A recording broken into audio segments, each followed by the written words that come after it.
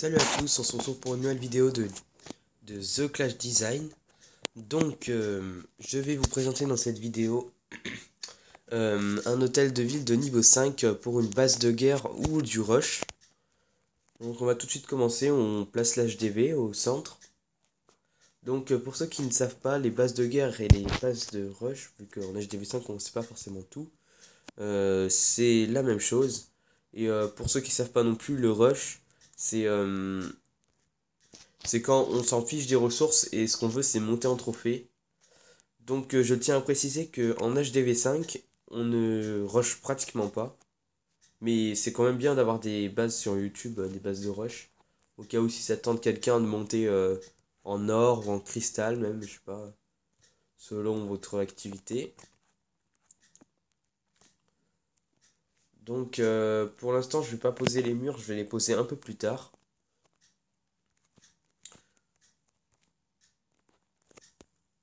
D'abord je fais les structures.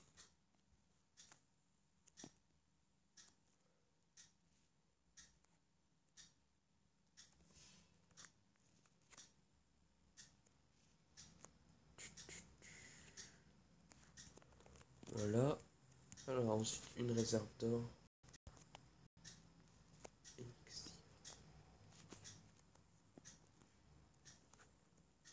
Ouais, donc là on peut poser déjà un premier compartiment. Donc à la base c'est une base anti-géant. Parce que vous allez comprendre tout de suite pourquoi. Il n'y a pas de mur entre l'HDV et le point de départ, quoi. Je sais pas comment dire. L'endroit où on pose les troupes et l'HDV, il n'y a aucun moment où ils seront embêtés par des murs.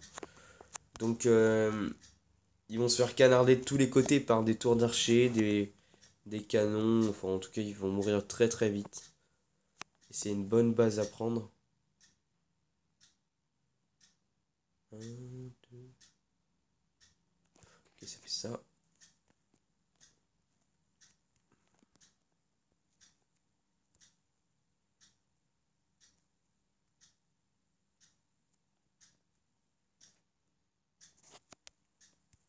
Bon, j'essaie en HDV5, il n'y a pas beaucoup de bases, donc j'essaie de trouver le meilleur que je trouve. Il n'y a pas trop de choix à faire vu qu'il n'y en a pas beaucoup. Après, quand on va monter vers les plus hauts levels, genre HDV 7-8, ça va déjà être plus sélectif. Le dernier compartiment, il est ici.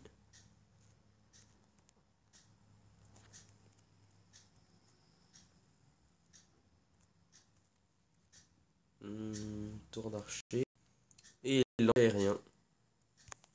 Voilà. Donc l'anti-aérien qui protège, on va dire l'HDV, mais pas vraiment. Pas tant. Donc c'est plus les bombes aériennes comme ça. Donc là, il y a le point positif, c'est que du coup, vu qu'on a ces sortes de couloirs là qui passent là, là, là, voilà, tous ces couloirs, et ben on va les piéger. Donc ce côté, il est déjà piégé avec des bombes. Et l'autre côté, on va piéger avec des pièges à ressort comme ceci, vu qu'on en a deux. Alors ensuite, on prend ça.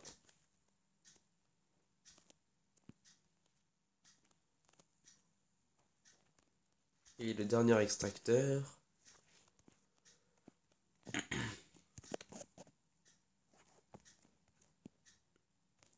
On prend le laboratoire.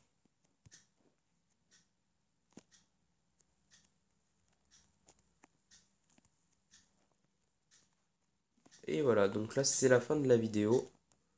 Donc comme vous voyez, si vous voulez une petite analyse, là on a ces défenses. Si c'est une attaque de géant, par exemple, ça je dis que c'est un géant, genre il va avancer là. Si tu vas avancer là, là, là, voilà, comme ça. Donc il va se faire tuer par ça, ça. Et il va être attiré par le mortier en fait. Il va pas essayer de détruire les murs. Donc il va se faire tirer par toutes les défenses. Et en même temps, il essaiera de détruire ce mortier contre des géants, quoi. Ça va pas l'arranger de le détruire, quoi. Il s'en fout de détruire un mortier, hein.